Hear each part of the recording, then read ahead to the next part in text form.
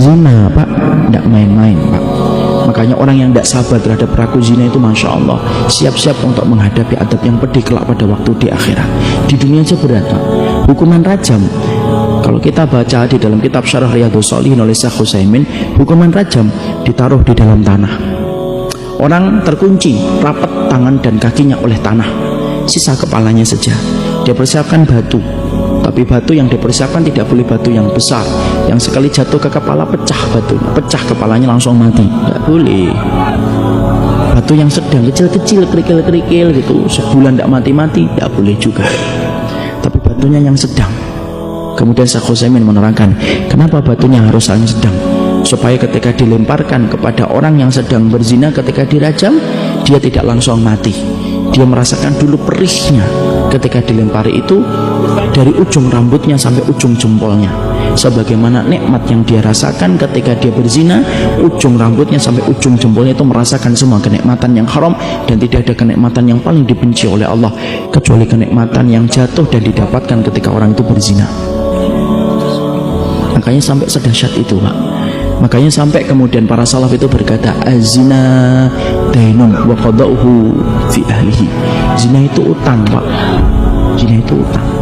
Siapapun yang pernah berzina dengan seseorang, maka dia akan hutang. Anak-anaknya ada yang nanti dizinai sama orang.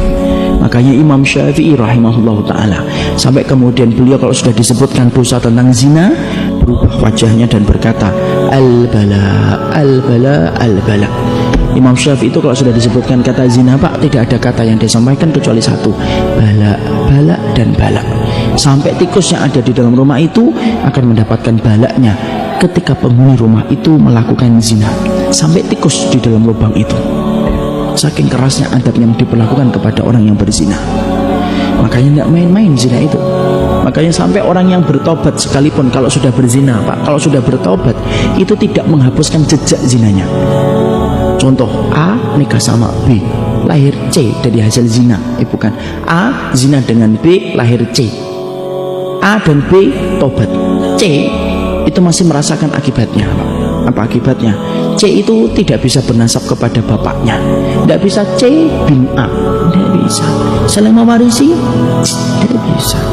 Saling kemudian menikahkan nanti ketika C ini nanti menikah, tidak bisa Pak. Kenapa? C ini nasabnya bukan kepada bapak, tapi nasabnya kepada tempat tidur, tempat tumpahnya air ketika berzina, walaupun dia sudah bertobat. Makanya saya ketika menerangkan tentang daurah masalah zina detail gitu, di salah satu kawasan di Jakarta ada yang keluar dari ini nangis, meluk saya dan berkata, saya sudah menduga ini pasti tentang zina. Nangis, beliau berkata, saya punya anak Ustadz Putri kelas 3 SMP, dan saya dulu mendapatkan itu di luar pernikahan, Masya Allah. Tapi saya sudah bertobat sama istri saya, tampilannya sudah berubah Pak. Orang mungkin nggak menduga. Bolehkah saya Ustaz nanti kalau putri saya menikah, saya nikahkan Ustaz? Nggak bisa. Kalau saya bisa hapuskan hukumannya, saya hapuskan Pak, tapi hukum Allah nggak bisa dihapus. Bapak harus sabar, dan itu merupakan bagian dari proses Bapak tobat. Nangis, apa yang bisa saya lakukan? Nggak bisa saya lakukan apa-apa. Di sebelah dari para ulama mengatakan apa?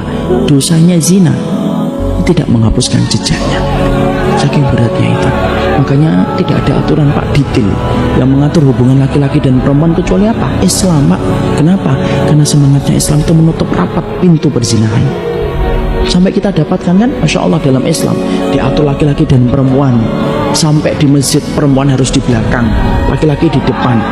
Perempuan ketika mengingatkan imam tidak boleh dengan suara, tapi harus dengan telapak tangan begini. Laki-laki beri-beri dengan suara supaya tidak menimbulkan fitnah bagi laki-laki ketika mendengar suara itu. Bapak kalau jalan tidak boleh di belakang perempuan Pak, kalau menurut salafus saleh itu. Karena sesungguhnya para ulama itu mengatakan kafa bil aib, cukuplah orang itu aib kalau kemudian dia jalan di belakang perempuan Pak. Kenapa? Orang yang jalan di belakang perempuan, setan itu nempel pada belakang perempuan dan menjadikan belakang wanita itu tampak indah. Masya Allah, sampai segitunya Pak. Makanya kalau bapak jalan tiba-tiba di depannya akhwat-akhwat, tolong kalau jangan dinikmatin di belakang, disalib akhwatnya. Dan akhwatnya itu kalau disalib jangan GR, ih ikhwannya ngejar saya, bukan ngejar kamu, dia mau nyalip kamu. supaya kemudian tidak di belakangnya. Insya Allah Pak, sampai urusan itu, sampai bapak ketika punya istri boleh nggak mesra-mesra di depan orang? Nggak boleh Pak, mencium jidat istrinya di depan orang, ciuman walaupun itu istrinya. Lu itu istri saya sendiri Ustaz. Lu yang bilang istri tetangga itu ya sopo. Tapi tidak boleh, karena Nabi tidak boleh, karena Nabi tidak pernah memperlihatkan kemesraan itu di depan rumah. Semua kemesraan itu di balik rumah, di balik pintu. Mau apapun di balik pintu silahkan, tapi kalau di luar pintu tidak boleh. Kenapa? Untuk menjaga hati orang yang punya penyakit kotor supaya tidak tertarik untuk melakukan zina gara-gara melihat pemandangan itu. Coba sampai sedetail itu. Kenapa? Supaya menghindarkan orang dalam zina. Ya qalbu